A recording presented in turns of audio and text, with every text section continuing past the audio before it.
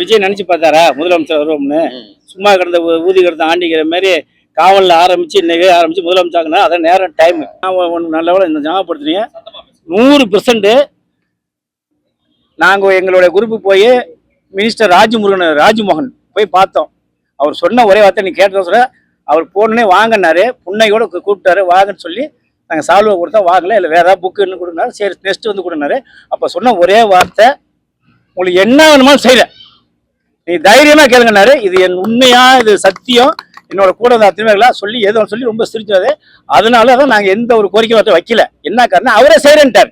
இப்போ இடையில கூட பார்த்தீங்கன்னா இந்த பிஆர்ஓ மீட்டிங் நடந்துச்சுங்க. அந்த பிஆர்ஓ மீட்டிங்ல வந்தாரு, நீட்டா சொன்னாரு, குட்டி குட்டி படத்துல நாங்கள் எல்லாத்தையும் நாங்கள் வந்து மானியம் கொடுக்குறோம் அப்படி சொல்லிடுறாரு. என்ன காரணம், இப்போ ஒரு வார்த்தை சொல்லிட்டு திருப்பி அதையே நம்ம போய் சொல்லக்கூடாதுல்ல. ஏன்னா இப்போ இவன் ஜால்ரா படம் வரான்னு சொல்லுவான். அப்படின்னால ராஜ்மோகன் 100% விஜய் சொல்லி செய்வார். அதனால விஜயை பொறுத்த வரைக்கும் ஒரு 35 வருஷம் சினிமாவில் இருந்து வந்து இன்னைக்கு அவர் எவ்வளோ கஷ்டப்பட உங்களுக்கு தெரியும். நீங்களாம் பார்த்து வரீங்க. என்னைக்கு நாளைய தீர்ப்புலேருந்து இன்னைய வரைக்கும் அவர் பட்ட கஷ்டங்கள் கொஞ்சம் இல்லை. அவர் நீ சிஎம் ஆகிறதுக்கு காரணமே அரசியல் பொலிட்டிக்கல்ல உள்ளதை கொண்டு போய் உள்ள திணிச்சுதான் அவர் நீ கொண்டு வந்து அவர் அரசியல் தலைவர் ஆகிட்டாங்க. அதனால கண்டிப்பா அவர் சினிமா செஞ்சு அவன், ஏன்னா அவர் இப்ப எல்லா தலையிலையும் பார்த்து வந்துட்டால சினிமா கண்டிப்பா செய்வாரு. அதோட உத்தரவு கொடுத்துருவாங்க. போன ஸ்பீட்ல சொன்ன முதல் வார்த்தை தான், வாங்க என்ன செய்யறோம் அப்படின்னா. அதுக்கு மேலே நாங்கள் போய் என்ன அவர்கிட்ட நாங்கள் கொடுக்க வேண்டியது, நல்ல படம் எடுத்து நல்ல ஒரு இது மாதிரி ஆளுகளை உருவாக்கி கொண்டு கொடுத்தோம்னா, சின்ன தட்டு பெரிய தட்டு, சின்ன படம் பெரிய படம் எதுவுமே கிடையாதுங்க. நீ படம் ஒழுங்கா எடுங்க, தியேட்டரை தேடி வருவாங்கங்க, டிஸ்ட்ரிபியூட்டர் தேடி வருவாங்கங்க, எல்லா டிவி சேனல் வருவாங்கங்க. படம் நம்ம ஒழுங்கா எடுத்துட்டா எந்த சேனலுமே கட்ட மாட்டாங்க, எந்த ஒரு தியேட்டருமே வேணாம்னு சொல்ல மாட்டாங்க. என் படத்தையும் ஒரு நேரத்துல சன் டிவில கூப்பிட்டு என்னோட படத்தை டாப் 10 கூப்பிட்டாங்க. என் படம் ஓடலங்கிற அப்புறம் ஆனால் என்னோட படத்தை சன் டிவில பொண்ணு கூப்பிட்டு கேட்டாங்க, டாப் 10 படத்தை கொடுங்கன்னு. எப்படின்னா 2014 மோடி அன்னைக்கு தோறு எலெக்ஷனு, இந்தியா முழுக்க லீவு, அன்னைக்கு என் படம் மட்டும் தான் ரிலீஸ். அதுமாரி நல்ல படம் எடுத்துட்டோம்னா எல்லா தேட்டரும் ஃபோன் பண்ணி கேட்பாங்க, டிஸ்ட்ரிபியூட் வைப்பாங்க எல்லாமே. ஆனால் இந்த கேப் படம் மிகப்பெரிய வெற்றி எடுத்து இவங்க நல்ல படத்தை எடுக்கணும். யாருமே நம்ம குறை சொல்ல வேணாங்க, நீங்க ஜெயிச்சு வாங்குங்க. சொல்லுவாங்களே இருக்கிற ஒழுங்கா இருந்தா சரிங்க ஒழுங்கா சிறப்பாங்கிற மாதிரி நல்ல படத்தை எடுத்துட்டா எல்லாரும் சாதாரண ஒரு யூடியூப் கூட வாங்கி போடுவான் ஒரு அமௌண்ட் கொடுத்து. நான் யூடியூப் வரைக்கும் 10,000 ரூபாய்க்கு விற்றேன். அதனால படம் நல்லா எடுத்தா அரசாங்கம் சப்போர்ட் பண்ணும், தேட்டர் சப்போர்ட் பண்ணுவாங்க, டிஸ்ட்ரிபியூட்டர் வருவாங்க, எல்லா சேனலும் வாங்குவாங்கிறது என்னோட உண்மையான கருத்து.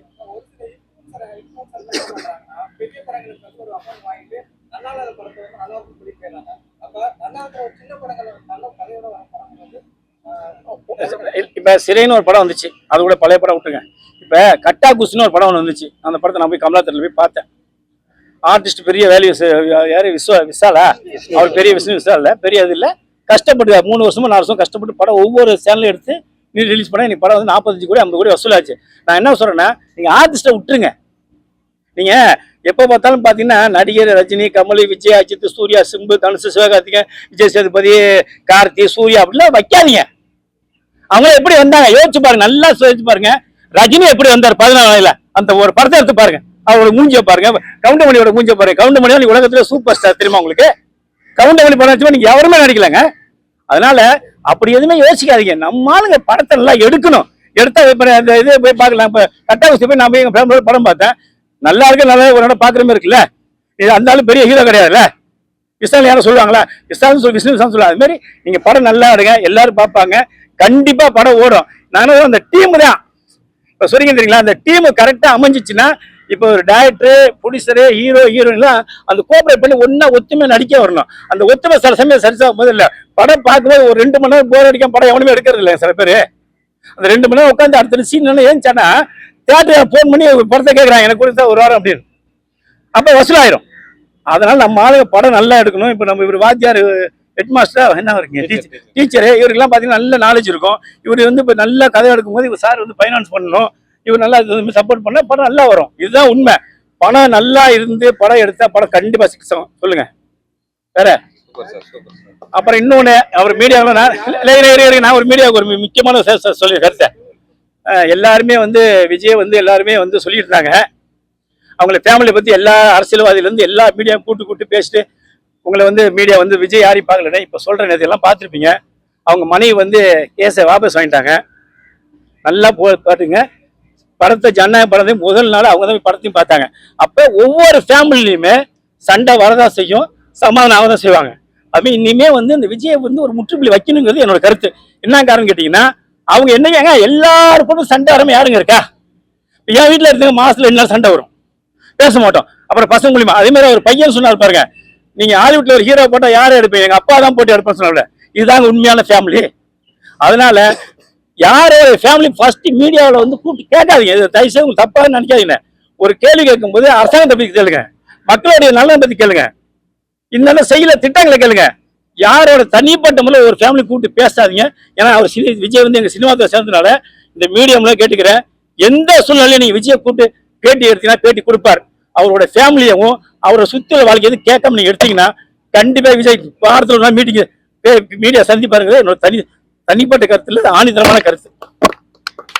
ஆமா, ஒவ்வொரு வாக்கிலும் ஏங்க யார் வீட்டுல சண்டை இல்ல, எல்லாம் நீங்க சிஎம் வீட்டுல சண்டை இல்லையா, ஸ்டாலின் வீட்டுல சண்டை இல்ல, ரஜினி யார் இல்ல, ரஜினி வசூல சொன்னார்ல, செல்வமணி சொல்லி போற இதுல நான் வந்து ரோஜாவோட ஷூட்டிங் போறப்ப பயங்கர சண்டை, கடைசியா வி சேகர் சொன்னாரு மணியை எய்த்து மட்டும் நீ எப்போது போறத நினைக்காத அப்படின்னு ரஜினி கை தட்டுவார். அதுதாங்க வாழ்க்கை, இதை உணருங்க. நன்றி, வணக்கம். வணக்கம். வந்திருக்க மீடியா நண்பர் அவர்களுக்கும் என்னுடைய பணிவான வணக்கத்தை தெரிவிச்சுக்கிட்டு, நான் போன மிஷினில் சொன்னேன், ஒரு ஃபங்க்ஷன் சொன்னேன், ஆடி மாதம் அற்புதமான நாள்னு. அதே ஆடி மாதத்தில் கடைசி வெள்ளி வரப்போகுது. அப்படி ஒரு அற்புத நாளில் எங்களுடைய தயாரிப்பாளர் ஜீவா, பிரியா, அர்ஜுன் கார்த்திக், ஏதோ நல்ல பேர் தான் ஜீவா, அர்ஜுன் கார்த்திக், பிரியா, டைரக்டர் குணால் ஸ்ரீநாத், இவங்கெல்லாம் சேர்ந்து நம்ம சங்கத்தில் வந்து பதிவு பண்ணி இன்னைக்கு படம் பூஜை போட்டிருக்காங்க. சொல்லுவாங்களே ஆடி போனால் ஆவணி டாப்ல வருவான மாரி ஆவணி மாதம் ஷூட்டிங் ஆரம்பிக்கிறாங்க. படத்தோட பேரு கேப், தெரியும் உங்களுக்கு எல்லாமே. இது வரைக்கும் ஒரு லேட்டஸ்டான ஒரு பேரு. இன்னைக்கு இந்தியாவில் இல்லை, உலகத்தில் எங்கே போகிறதாலும் இன்னைக்கு யாராக இருந்தாலும் டேக்ஸை புக் பண்ணி தான் எல்லாரும் போகிறோம். அப்படி ஒரு கேப், ஆமாம் கேப் புக் பண்ணி போகிறோம். அப்படி ஒரு டைட்டில் வச்சிருக்காரு. இந்த படம் மிகப்பெரிய வெற்றி அடையணும். காரணம் என்ன கேட்டால், சொல்லுவாங்களே ஒவ்வொரு கனவுல வந்து இந்த பிரசாதத்தில் பூஜை போட்டு எத்தனை ஆயிரம் படம் போட்டாலும் வந்துட்டு தான் இருக்கு. நீங்களும் வந்து கலந்துட்டு தான் இருக்கீங்க. அந்த மாதிரி இந்த பையன் இந்த படத்தோடைய பூஜை வந்து கலந்து அத்தனை பேரையும் மீண்டும் ஒரு முறை நன்றி தெரிவிச்சுக்கிறேன். வேறு எந்த கேள்வி வந்தாலும் கேளுங்க, சலிக்காமல் பதில் சொல்லுவோம். கரெக்டாக கேளுங்க. நன்றி. அடுத்து நம்ம தயாரிப்பாளர் பேசுவோம். அதான் இப்போ நான் கேட்க சொல்ல பேசினப்போ தான். இப்போ டைரக்டர் பேசுவார், பிடிச்சர் பேசுவார், எல்லாம் பேசுவாங்க. பேசாதவங்களே விட்டுருங்க, அடுத்து அவங்க பேசுவாங்க. பேசுவார், டைரக்டர் பேசுவார். இங்கே வந்திருக்கும் மீடியாவுக்கு அனைவருக்கும் என்னுடைய முதற்கண் வணக்கம். சவுண்ட் இல்லை. இங்கே வந்திருக்கும் மீடியாவுக்கு அனைவருக்கும் என் முதற்கண் வணக்கம். அதே போல் என்னுடைய பட தயாரிப்பாளர் மற்றும் பிரியா கம்பெனிஸ்க்கு என்னுடைய முதற்கண் வணக்கம். ஏன்னா இந்த கதையை கேட்ட உடனே நான் தான் பண்ணுவேன்னு சொல்லி அடம்பிடித்த என்னுடைய ஹீரோவுக்கு என்னுடைய ரொம்ப மகிழ்ச்சியான வணக்கத்தை தெரிவிச்சுக்கிறேன். அதே போல் எனக்கு உறுதுணையாக இருக்கக்கூடிய சார் அரவிந்த் சார், இந்த பழனிசாமி அண்ணா மற்றும் சௌகத் அண்ணா, முரளி சார்களுக்கு என்னுடைய நன்றி கலந்த வணக்கம். இந்த படத்தை வந்து நான் சாதாரணமாக ஒரு 18 ஆண்டு காலமாக நான் உழைச்சிருக்கேன். நான் ஒரு பேசிக்காக teacher, MA, MEd, MPhil, PhD பண்ணிட்டு இருக்கப்போ, ஸோ அந்த எஜுகேஷனை நான் இங்கே வந்து ஒரு படமாக இதை எடுக்கல, என்னுடைய பாடமாக நான் கொண்டு வரேன். ஸோ இது எல்லாருக்கும் வந்து பார்த்தீங்கன்னா ஒரு நல்ல கதை அமையணுன்றதை விட ஒரு பாடமாக இருக்குன்னு நான் நினைக்கிறேன். கேப்ன்ற ஒரு தலைப்பில் வந்து பார்த்தீங்கன்னா ஆங்கிலத்தில் இருந்தாலும் தமிழில் வந்து ஒரு மிகச்சிறப்பான ஒரு கதையை கொடுக்குன்னு ஆசைப்படுறேன். அது கண்டிப்பாக நடக்கும்னு நினைக்கிறேன். என்னுடைய முயற்சி வீணாகாது. ரொம்ப நன்றி அனைவருக்கும். Thank you very much.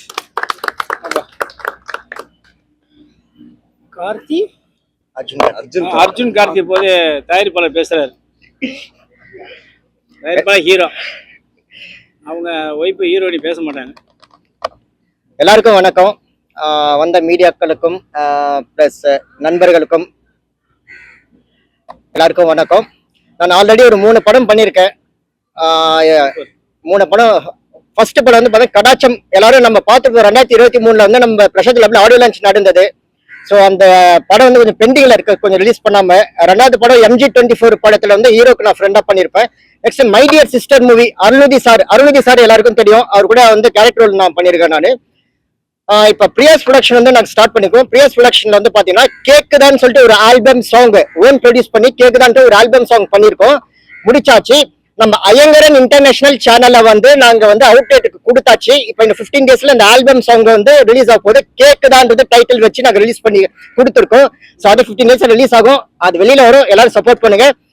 இப்ப ஒரு மிகப்பெரிய அளவில் பிரியாஸ் ப்ரொடக்ஷன் பிரசன்ஸ் கேப் என்ற ஒரு படம் வந்து நாங்க ஸ்டார்ட் பண்ணியிருக்கோம் நாங்க. ஸோ முழுக்க எல்லாரோட சப்போர்ட் வேணும்.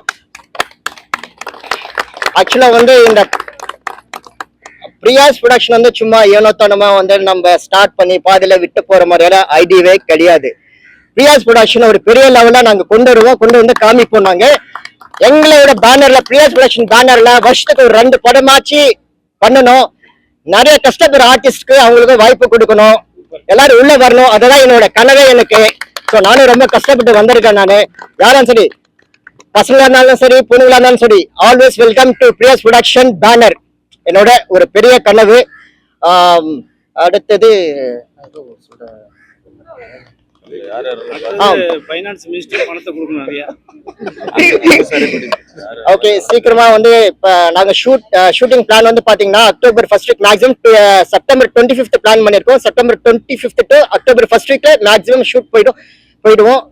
டோட்டலா சென்னை தான், டோட்டல் முழுக்க சென்னை ஷூட்டு. இன்னும் ஒரு 5 நாள் சிக்மங்களூர்ல வந்து ஷூட் பிளான் பண்ணிருக்கோம். கர்நாடகா ஒரு 5 நாள் ஷூட் அங்க பிளான் பண்ணிருக்கோம். ஸோ நல்லபடியா முடிக்க போறோம். கண்டிப்பா இது பெரிய லெவல்ல வந்து கேப் வெற்றி போறோம், எனக்கு நம்பிக்கை இருக்கு. இன்னொரு விஷயம், நம்ம சிஎம் தளபதி விஜய் சார் சொன்ன மாதிரி தான் கான்பிடென்ட்டா இருக்கும். இந்த கேப் மூவி பெரிய லெவல்ல வெற்றியை நம்ம வந்து கொண்டு வருவோம். எனக்கு நம்பிக்கை இருக்கு, உங்களுக்கு நம்பிக்கை இருக்கா? ஷூரா கண்டிப்பா விட்டுற மாட்டோம். இந்த கேப் மிகப்பெரிய அளவுல நாங்க கொண்டு வருவோம், விட்டுற மாட்டோம். மீடியா சப்போர்ட் கண்டிப்பா வேணும். மீடியா பிளஸ் ரிப்போர்ட்டர்ஸ், சின்ன படம் ஆக்சுவலி ஒரு எப்படின்னா ஒரு பேசிக்கா நாங்க ஸ்டார்ட் பண்ணிருக்கோம் இந்த படத்தை. ஸோ எல்லாரோட முழுக்க சப்போர்ட் வேணும். இன்னொரு விஷயம், நாங்க ப்ரொடியூசர்னால சில ப்ரொடியூசர்ஸ் எல்லாம் நாங்க உள்ள கொண்டு வரேன். அரவிந்த் சார் வாங்க சார், சார் பேர் Palanisamy sir, Aravind sir. So they also one of the part of the producer for this movie. So மிகப்பெரிய லெவல்ல சக்சஸ் பண்ணுவோம் நிச்சயமா. அந்த முருகன் அருளால, அந்த கனகம்பட்டி சித்தர் ஐயா அருளால நிச்சயமா மிகப்பெரிய லெவல்ல இந்த படத்தை கொண்டு வந்து வெற்றி பெறுவோம்.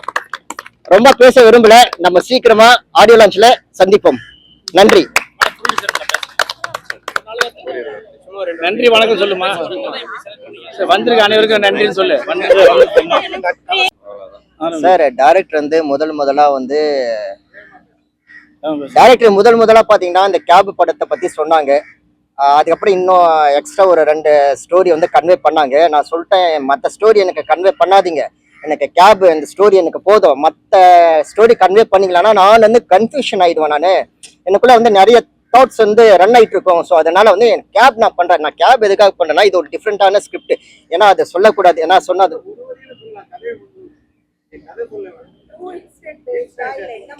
இது ரியல் இல்ல. கேப்ல புக் பண்ணி அங்க எவ்வளவு அநியாயம் நடக்குது, எப்படி ஏமாத்துறாங்க, அதை கதையா கொண்டு வந்திருக்காரு.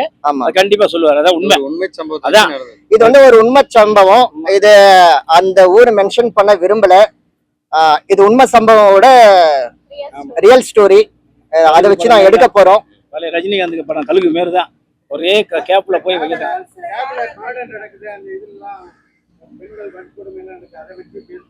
ஆமாங்க சார், அதை பேஸ் பண்ணி தான் சார் வந்து இப்ப பாலியல் நிறைய வன்கொடுமை எல்லாம் நடக்குது இல்லைங்களா சார்? என்ன நடக்குது அது அத்தனையா கொண்டு வந்திருக்காரு சார். என்கிட்ட ஒரு வேலையை சொன்னாரு, பட் அவர் தான் சொல்லணும், நான் சொல்லக்கூடாது. இன்னைக்கு டென்ட்ல என்ன நடக்குது அப்படியே அதான் கேப்னு கொண்டு வந்திருக்காரு. இந்த பொள்ளாச்சியில் நடந்த சம்பவம் உண்மை சம்பவத்தை வச்சு எல்லாமே தான். பொள்ளாச்சியில் தமிழ்ல இருந்து டாக்ஸ் மாதிரி பண்ணிருக்கேன் சார். நாங்க சார்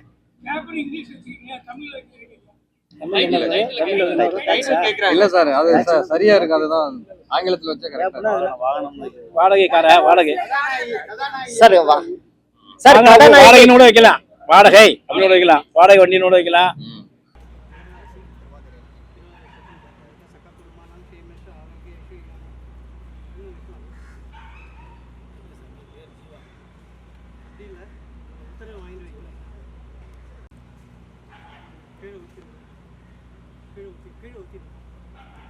அச்சுதாய நமக அனந்தாய நமக